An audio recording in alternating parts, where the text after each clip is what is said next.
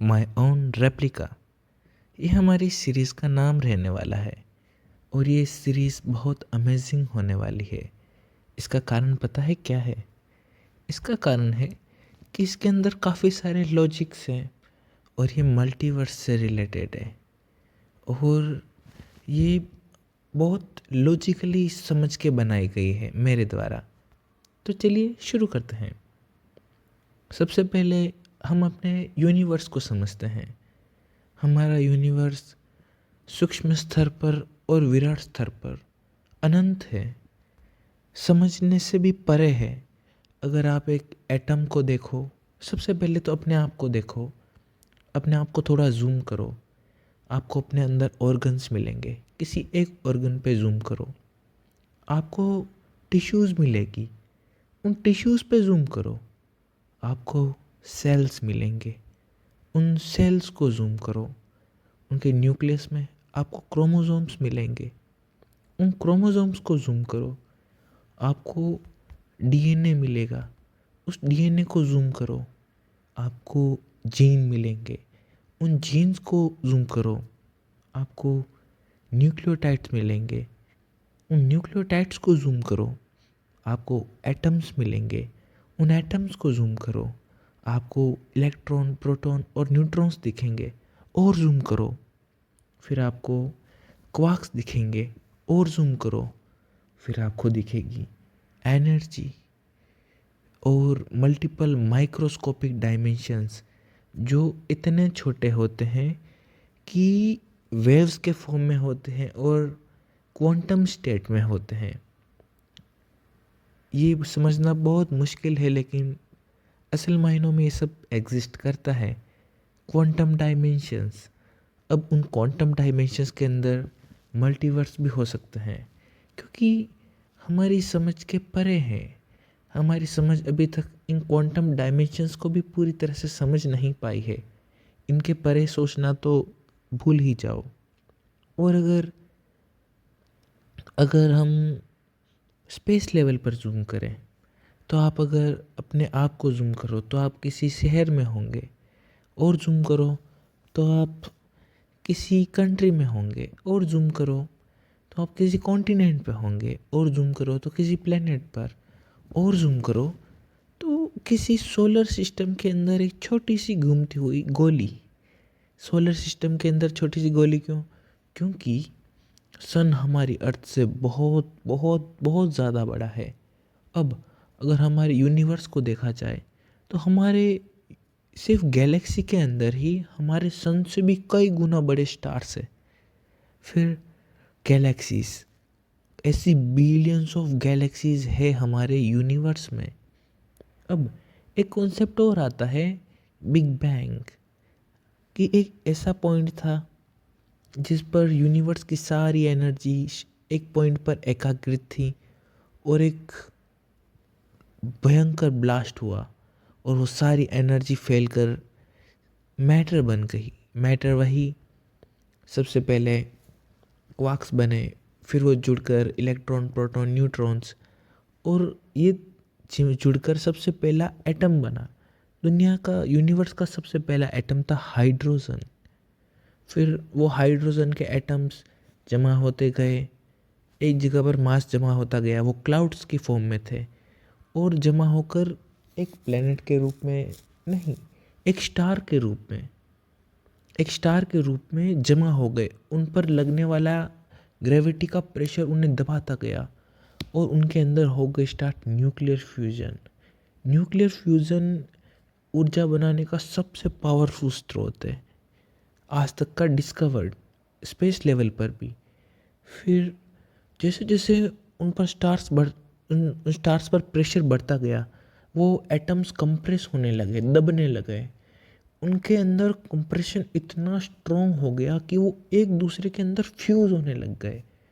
और फ्यूज़ होते समय इतनी मैसिव अमाउंट में एनर्जी रिलीज़ कर रहे थे कि उससे हीट बढ़ी और वो हीट बढ़ाकर उस रिएक्शन को और तेज़ कर देती।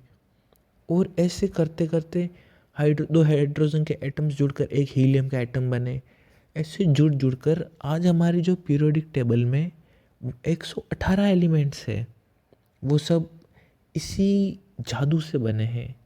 फिर कहानी यहीं तक नहीं रुकी, फिर स्टार्स एक दूसरे में फ्यूज़ होने लगे। बहुत सारे स्टार्स फ्यूज़ होकर एक जगह इतना मैटर जमा हो गया कि उस ग्रेविटी ने उसे इतना कंप्रेस कर दिया कि वो एक ब्लैक होल बन गया। और ब्लैक होल अपने अंदर सब कुछ खाता गया, सब कुछ खाता गया। यूनिवर्स में ढेरों ब्लैक होल्स घूम रहे हैं, वो गैलेक्सी की गैलेक्सीज खा जाते हैं। आज भी हमारी समझ से स्पेस बहुत बड़ा है। गैलेक्सीज एक दूसरे में कोलैप्स होती है, या फिर स्टार्स एक दूसरे में कोलैप्स होते हैं। यूनिवर्स एक बहुत परफेक्ट सिमेट्री को फॉलो करता है। तो यहाँ तक आपको समझ में आ गया होगा, स्पेस एंड टाइम भी उसी दौरान बना था। कैसे बना, ये आज भी एक मिस्ट्री है। लेकिन ग्रेविटी की मदद से स्पेस एंड टाइम को बेंड किया जा सकता है, कंट्रोल किया जा सकता है। तो यूनिवर्स के अंदर हर एक चीज़ पॉसिबल है। तो फिर मल्टीवर्स का कॉन्सेप्ट भी पॉसिबल है कि हो सकता है कि बिग बैंग सिर्फ एक यूनिवर्स का ना होता हो, मल्टीवर्सेस के होते हो। मल्टीवर्स के मतलब मल्टीपल पॉइंट्स, इनफाइनाइट पॉइंट्स, उन सभी पॉइंट्स में ब्लास्ट, फिर नए यूनिवर्स क्रिएट होना। ये उसी तरह से जैसे एक तारा फटता है, एक सुपरनोवा बनता है, उसी से नए तारों का निर्माण होता है, नए प्लैनेट्स का निर्माण होता है, नए सोलर सिस्टम का निर्माण होता है। हमारे जितने भी एलिमेंट्स हैं आज के ज़माने में अर्थ पे, वो सब कभी ना कभी स्टार्स में बने थे। हाइड्रोजन और हीलियम ऐसे जुड़ते जुड़ते स्पेस बहुत नायाब रचना है ईश्वर की। अगर आप ये समझते हैं कि कोई भगवान नहीं है तो आप बड़े मूर्ख हैं, क्योंकि इतनी नायाब रचना मुमकिन नहीं हो सकती है किसी महान निर्माणक के बिना। वो शायद सदा से था, सदा रहेगा, ना उसे कभी कोई समझ पाया है, ना कभी उसे कोई समझ पाएगा। तो उसी परमात्मा की रचयिता वाली दुनिया में हम अपने कैरेक्टर्स की बात करते हैं। हम बात करते हैं एक मेन कैरेक्टर की, जिसका नाम है उमेश। उमेश एक लिटरली जीनियस बंदा है, और वो पूरे यूनिवर्स का सबसे खास इंसान है, क्योंकि वो अपने मल्टीवर्स वाले रूपों को देख सकता है, उन्हें समझ सकता है, उनकी चीज़ों को कॉपी कर सकता है। अब देखने का मतलब है उन्हें इमेजिन कर सकता है, क्योंकि पूरा यूनिवर्स एक फैब्रिक से जुड़ा हुआ है। अगर इस चीज़ को समझना हो तो एक प्रोटॉन किसी मिलियंस ऑफ लाइट ईयर्स दूर किसी गैलेक्सी के स्टार से जुड़ा हो, मतलब आपकी आँख हो सकता है किसी न किसी मल्टीवर्स, मतलब दूसरे सिमिलर पैरेलल यूनिवर्स के किसी आपके दूसरे वर्जन से जुड़ी हुई हो। उसके एटम्स, उसके क्वार्क्स, स्ट्रिंग थ्योरी, कभी स्ट्रिंग थ्योरी का नाम सुना है? ये उन क्वार्क्स से भी छोटी होती है, ये सबसे छोटी होती है इकाई।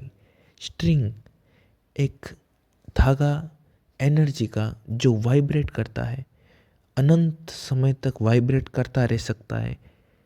ये प्योर एनर्जी है, ना इसे कोई बना सकता है, ना कोई इसे मिटा सकता है।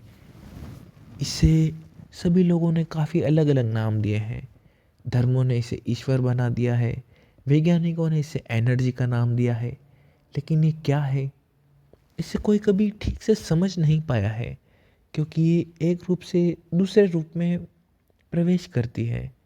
जैसे कोई दूध, उसके अंदर नींबू डाल दो तो वो पनीर बन जाता है, छाछ डाल दो तो वो दही जम जाता है। कंडीशंस, लेकिन ये भी सोचने का बहुत सूक्ष्म तरीका है। वो इतना विराट है कि उसे कोई समझ ही नहीं सकता है। उसका जो विस्तार है उससे एक एपिसोड में बताना बहुत मुश्किल है। तो हम ये एपिसोड यहीं ख़त्म करते हैं। अगले एपिसोड में मैं आपको ये चीज़ें बहुत डिटेल्स में बताऊंगा। ये तो सिर्फ एक ट्रायल के लिए डेमो वीडियो था। अगर आपका रिस्पॉन्स इस पर अच्छा आता है तो मैं इस सीरीज़ को आगे भी कंटिन्यू करूँगा, ये मल्टीवर्स वाली, और ये बहुत इंटरेस्टिंग होने वाली है।